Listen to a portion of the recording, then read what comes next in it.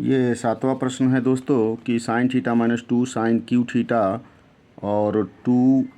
Cos cube theta minus cos theta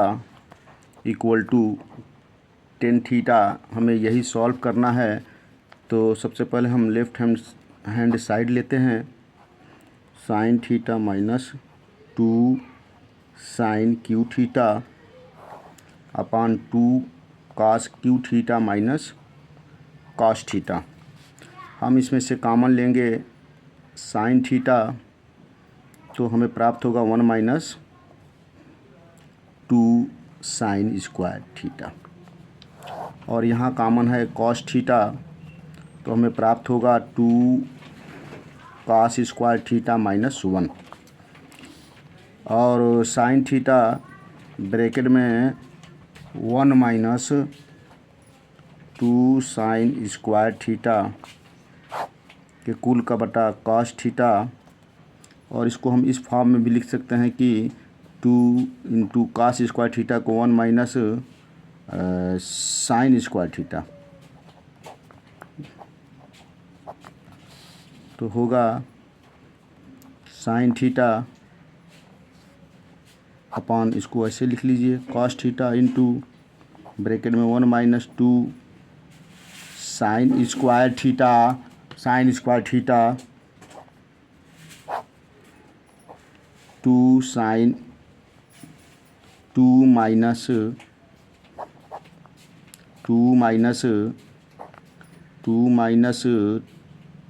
2 sine square theta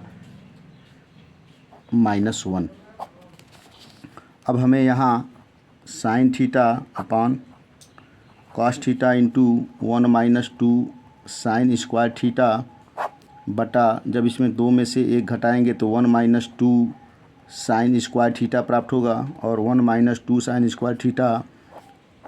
अंश में भी है और हर में भी है, तो इसे डिवाइड कर देंगे, तो हमें प्राप्त होगा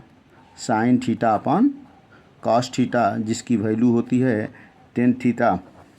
अब यही हमें प्राप्त करना था कि राइट हैंड साइड में टेन थीटा लाना था, तो हमने लेफ़्ट हैंड साइड को सॉल्व करके टेन थीटा को प्राप्त कर लिया। इस प्रकार हमें ये left hand side equal to right hand side प्राप्त होता है, और हम इसे लिख देंगे कि सिद्ध हुआ।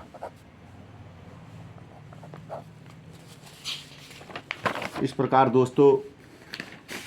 प्रश्न संख्या आपका 8वां है इसका, और 8वें प्रश्न में कहता है कि sine A plus cos A का whole square plus cos A plus cos ए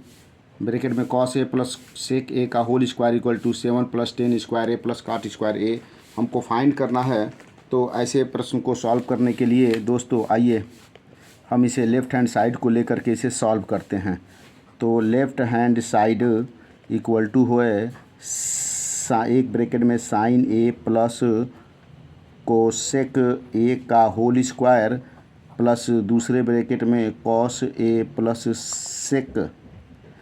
ए का होल स्क्वायर, और इसको हम ए प्लस बी के होल स्क्वायर पे हम इसको तोड़ दें, तो हमें प्राप्त होगा sine square A plus cosec square A plus 2 sine A cosec A plus cos square A plus sec square A plus 2 cos A सेक ए। अब दोस्तों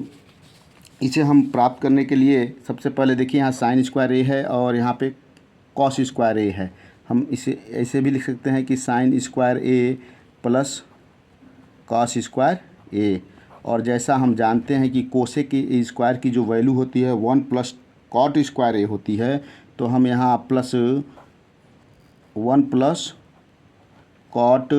स्क्वायर ए होती है, इसकी वैल्यू ले लेते हैं। और यहाँ देखते हैं कि 2 साइन ए है